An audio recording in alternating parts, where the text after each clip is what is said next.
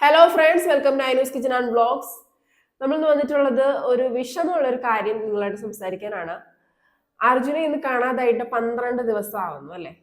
പക്ഷേ ഈ 12ാമത്തെ ദിവസം നമുക്ക് ഒരുപാട് പ്രതീക്ഷയുണ്ട്. ഓരോ ദിവസവും നമുക്ക് പ്രതീക്ഷയായിരുന്നു, ഒരു മിറക്കിൾ സംഭവിക്കട്ടെ എന്ന് നമ്മൾ എല്ലാവരും ഒരുപോലെ പ്രാർത്ഥിച്ചിരുന്ന സമയമാണ്. ഇന്നത്തെ ദിവസം കുറച്ച് കൂടുതൽ പ്രതീക്ഷ നമ്മളിലുണ്ട്. കാരണം ലോറി എന്ന് പറയുന്നത് 3 കിലോമീറ്റർ താഴ്ചയിലുണ്ട്, അല്ലെങ്കിൽ മണ്ണിൽ ചെളിയിൽ പൊതിഞ്ഞിട്ടാണുള്ളത്. അങ്ങനെയുള്ള ഓരോരോ ഇൻഫർമേഷൻസ് വരുന്നതനുസരിച്ച് നമുക്ക് ഒരുപാട് പ്രതീക്ഷയുണ്ട്. ഇപ്പോൾ ഇതിനിടയ്ക്ക് ഇത്രയും പ്രതീക്ഷയോടെ നമ്മൾ എല്ലാവരും ഇരിക്കുമ്പോൾ ആ ഫാമിലിയെ സംബന്ധിച്ച് ഏറ്റവും അവരുടെ ജീവിതത്തിൽ ചിലപ്പോൾ ഏറ്റവും വിഷമം നിറഞ്ഞ അല്ലെങ്കിൽ ഏറ്റവും ദുരിതപൂർണമായ ഒരു സമയമായിരിക്കും ഇപ്പോൾ. ഇന്ന് വരെ കണ്ടിട്ടില്ലാത്ത, ഇന്ന് വരെ ഒരു നിമിഷം പോലും ആ മനുഷ്യനുമായിട്ട് സ്പെൻഡ് ചെയ്തിട്ടില്ലാത്ത, ആ മനുഷ്യൻ എന്താണെന്നറിയാത്ത അർജുൻ എന്ന വ്യക്തിയെ നമ്മൾ ഇന്ന് എല്ലാവരും ഒരുപോലെ ഉറ്റുനോക്കിക്കൊണ്ടിരിക്കുകയാണ്. തിരിച്ചു വന്നിരുന്നെങ്കിൽ, ഒരു മിറക്കിൾ സംഭവിച്ചിരുന്നെങ്കിൽ. ഏത് നിമിഷവും നമ്മളുടെയൊക്കെ മനസ്സിൽ ഇപ്പോൾ അർജുൻ തിരിച്ചു വരുന്നതിനെ പറ്റിയുള്ള ചിന്തകളാണ്. ആ മനുഷ്യൻ അനുഭവിച്ചിട്ടുണ്ടായിരിക്കാൻ സാധ്യതയുള്ള കാര്യങ്ങളെ പറ്റിയുള്ള ചിന്തകളാണ്. ഓർക്കുമ്പോൾ മനസ്സ് നീറും അല്ലെ, വിഷമം വരും. അതുപോലെ നമുക്ക് ഒരു നിമിഷം പോലും നമ്മൾക്ക് ഒരു രീതിയിലും അറിയാത്തൊരു മനുഷ്യനെ പറ്റിയാണ് നമ്മൾ ഇത്രത്തോളം ചിന്തിക്കുകയും വിഷമിക്കുകയും വരണമെന്ന് ആഗ്രഹിക്കുകയും ചെയ്യുന്നത്. ആ സമയത്ത് നിങ്ങളൊന്ന് ആലോചിച്ച് നോക്കണം, ആ ഫാമിലിയിലുള്ളവർ എത്രത്തോളം വിഷമമായിരിക്കും അനുഭവിച്ചുകൊണ്ടിരിക്കുന്നത്. ഇത്രയും ദുരിതം അനുഭവിക്കുന്ന ആ ഒരു ഫാമിലിയെ നിങ്ങൾ വീണ്ടും വീണ്ടും വീണ്ടും ഇങ്ങനെ വലിച്ചു കീറുന്ന എന്തിനാണ്? അവരെന്ത് തെറ്റാണ് നിങ്ങളോട് ചെയ്തത്? നിങ്ങളൊന്ന് ചിന്തിക്കുക. അവർ ഏതെങ്കിലും രീതിയിൽ എങ്ങനെയെങ്കിലും പ്രതികരിച്ചിട്ടുണ്ടെങ്കിൽ അതവരുടെ വിഷമമാണ്. ഇനി നിങ്ങളുടെയൊക്കെ പ്രശ്നം അവർ കരയാത്തതാണോ? മീഡിയയ്ക്ക് മുന്നിൽ വന്ന് കരഞ്ഞില്ല എന്നുണ്ടെങ്കിൽ നിങ്ങളെപ്പോലുള്ള കുറച്ച് പേരെങ്കിലും വിധിച്ചേക്കുമോ? അവർക്ക് വിഷമവും ഇല്ല. ഇപ്പോഴും ഇന്നും ഈ 12ാം ദിവസവും വരുന്ന കമന്റുകൾ, ഓരോ ന്യൂസ് ചാനലിന്റെ താഴെയും വരുന്ന കമന്റുകൾ എന്ന് പറയുന്നത് ഈ ഫാമിലിയെ എത്രത്തോളം മോശമാക്കിയിട്ട് ചിത്രീകരിക്കാമോ, അവർക്കിതിൽ യാതൊരു വിഷമവും ഇല്ല എന്നുള്ള രീതിയിൽ അവർ ക്യാമറയ്ക്ക് മുന്നിൽ വന്ന് കാണിക്കുന്ന കണ്ടില്ലേ, ഷോ കാണിക്കുന്ന കണ്ടില്ലേ. എന്തൊക്കെയാണ് നിങ്ങൾ പറഞ്ഞു കൂട്ടുന്നത്? എന്തൊക്കെയാണ്? നിങ്ങൾക്ക് എന്തെങ്കിലും ബോധമുണ്ടോ? ഒരു ഫോൺ എടുത്തു വെച്ച് കുറച്ച് കമന്റ്സ് ഇട്ട് മെഴുകാമെന്ന് കരുതിയിട്ട് ഒരു ഫാമിലിയെ ഇത്രത്തോളം അങ്ങ് തേച്ചൊട്ടിക്കാൻ പാടുണ്ടോ? അവർ എത്ര ദുരിതപൂർണമായിട്ടുള്ള ഒരു സമയത്താണ്, സന്ദർഭവും കാലവും നോക്കി, ഒരു സമയവും നോക്കി പറയാൻ അറിയാത്ത കുറെ ആളുകൾ. എങ്ങനെയാണ് നിങ്ങൾക്ക് ഇങ്ങനെയൊക്കെ പറയാൻ കഴിയുന്നത്? പിന്നെ അതും പോരാഞ്ഞിട്ട് അവരുടെ പെങ്ങള് കുറച്ച് മീഡിയാസിന് മുന്നിൽ അവരുടെ കാര്യങ്ങൾ, അതായത് അവരുടെ കാര്യങ്ങൾ അവർ പറയുന്നതൊക്കെ അവർ പറഞ്ഞാൽ മാത്രമേ പുറം ലോകം അറിയത്തുള്ളൂ.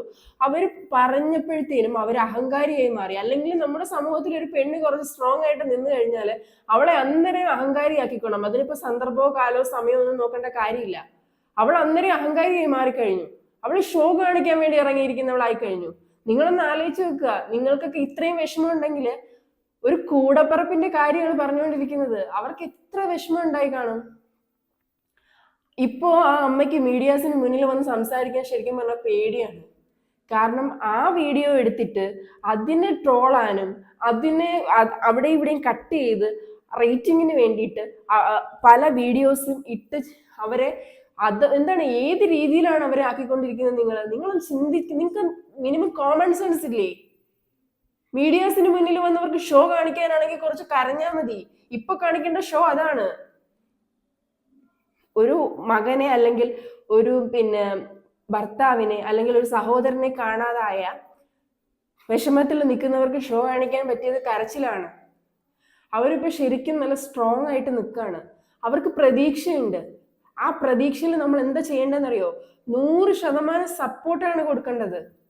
നിങ്ങൾ വിചാരിക്കുന്നതൊക്കെ എല്ലാവർക്കും ഒരുപോലെ ഇമോഷൻസ് പ്രകടിപ്പിക്കാൻ പറ്റൂല. ഇവർക്കും കരയാൻ അറിയുന്നവരാണ്, ഇവരും കരയുന്നവരായിരിക്കും. അവര് 100% അവര് ഇങ്ങനെ ഒരു പ്രതീക്ഷ വെക്കുകയാണ്. അതിലവർ സ്ട്രോങ് ആയിട്ട് നിൽക്കുകയാണ്. അപ്പൊ നമ്മൾ എന്താ ചെയ്യണ്ടേ? അവർക്ക് 100% സപ്പോർട്ട് കൊടുക്കണം. നിങ്ങൾക്ക് എങ്ങനെയാണ് ആ അച്ഛന്റെയും അമ്മയുടെയും ഭാര്യയുടെയും പെങ്ങളുടെയും ഒക്കെ മുഖത്ത് നോക്കിയിട്ട് ഇവർക്കൊന്നും ഒരു വിഷമവും ഇല്ലെന്ന് പറയാൻ പറ്റുന്നേ? നിങ്ങളൊന്ന് ചിന്തിച്ചു നോക്കാം. നിങ്ങൾക്ക് കഴിയുമോ അങ്ങനെ?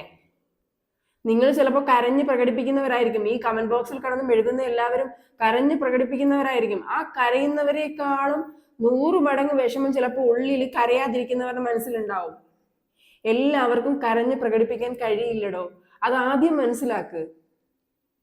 ഈ അടുത്ത് ഇവരെ പറ്റി ഏറ്റവും കൂടുതൽ മോശമായിട്ടുള്ള ഓരോ വീഡിയോസും കാര്യങ്ങളും വരുന്ന സമയത്ത് ആരാണെന്ന് എനിക്ക് ഓർമ്മയില്ല, ഞങ്ങൾക്ക് പേര് ഓർമ്മയില്ല, പക്ഷേ എങ്കിൽ ഫേസ്ബുക്കിൽ വന്നൊരു പോസ്റ്റാണ്. ഒരു സ്ത്രീ അവരുടെ ഭർത്താവ് മരിച്ച സമയത്തുള്ള അവരുടെ ഒരു അവസ്ഥ എഴുതിയിരിക്കുകയാണ്. ചുറ്റിനും നിന്ന് എല്ലാവരും കരയാണ്, പക്ഷെ അവർക്ക് മാത്രം കരയാൻ പറ്റുന്നില്ല. ഇതുപോലെ അവരെയും അന്നേരം പറഞ്ഞു അവർ കരയുന്നില്ല, അവർക്ക് വിഷമമില്ല, പക്ഷേങ്കിൽ അവർക്ക് ഭയങ്കരമായിട്ട് കരയണമെന്നുണ്ട്. അവരുടെ കണ്ണിൽ നിന്ന് കണ്ണുനീര് വരുന്നില്ല.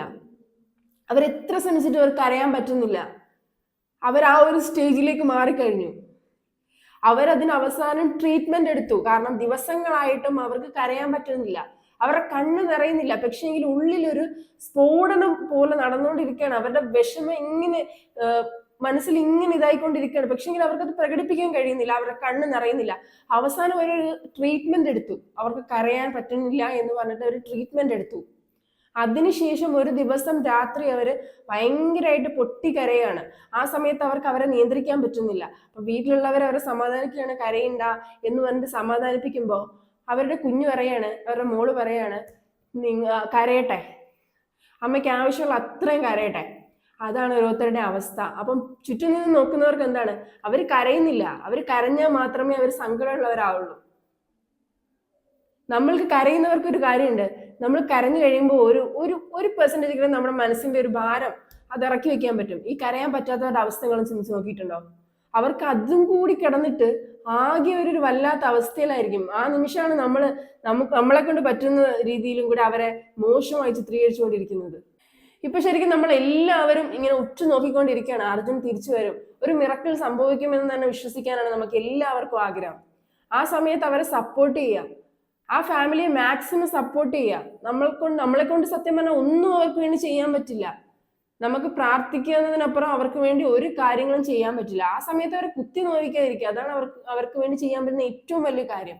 അർജുൻ എന്ന വ്യക്തിക്ക് വേണ്ടി നമുക്ക് ചെയ്യാൻ പറ്റുന്ന ഏറ്റവും വലിയ കാര്യം എന്ന് പറയുന്നത് പ്രാർത്ഥിക്കുക, പിന്നെ അവരുടെ ഫാമിലി കുത്തി നോവിക്കാതിരിക്കുക. നമുക്ക് യാതൊരു രീതിയിലും അവരെ സപ്പോർട്ട് ചെയ്യാൻ കഴിയില്ല.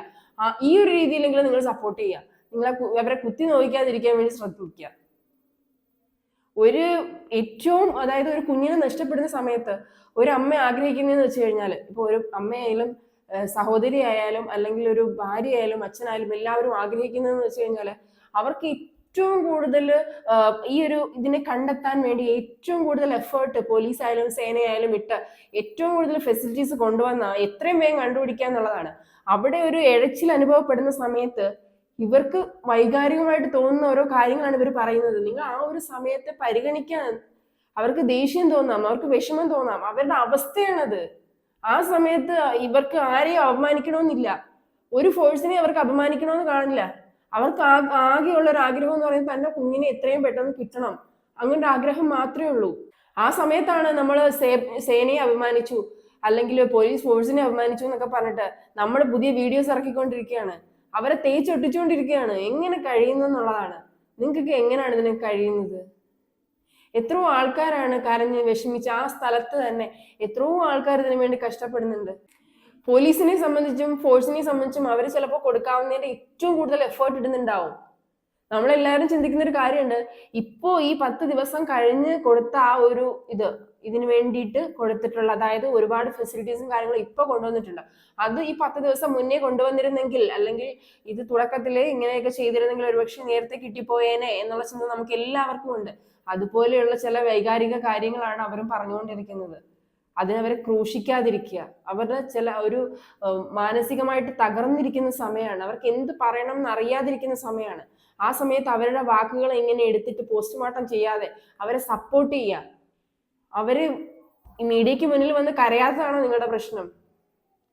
അവരെല്ലാവരും കൂടി ഒരു ഫാമിലി മൊത്തം നിങ്ങളുടെ മുന്നിൽ കിടന്ന് കരഞ്ഞു കഴിഞ്ഞാൽ നിങ്ങൾക്ക് സമാധാനമാവൂ? ഒരു കുഞ്ഞ് അച്ഛന് വേണ്ടി വെയിറ്റ് ചെയ്യാണ്, ഒരു ഭാര്യ ഭർത്താവിന് വേണ്ടി കാത്തിരിക്കുകയാണ്. അവരുടെയൊക്കെ മുഖത്ത് നോക്കിയിട്ട് എങ്ങനെയാണോ പറയുന്നത്? പല കമന്റ്സും ഇപ്പോഴും കമന്റ്സ് അവർക്കെതിരെ വന്നുകൊണ്ടിരിക്കുകയാണ്. ഇത്രയും മോശമായ സിറ്റുവേഷനിൽ അവർ നിൽക്കുമ്പോഴും അവർക്കെതിരെ ഇപ്പോഴും മോശമായിട്ടുള്ള, അവരെ ഏത് രീതിയിലൊക്കെയാണോ ഇതാക്കാൻ പറ്റുന്ന അത്രയും ഇതായിട്ടുള്ള കമന്റ്സ് ആണ് വന്നുകൊണ്ടിരിക്കുന്നത്. എത്രയോ കോടി ജനങ്ങളാണ് അവരെ സപ്പോർട്ട് ചെയ്ത് അവർക്ക് സ്ട്രോങ് ആയിട്ട് അവരെ സപ്പോർട്ട് ചെയ്യാൻ വേണ്ടി നിൽക്കുന്നത്.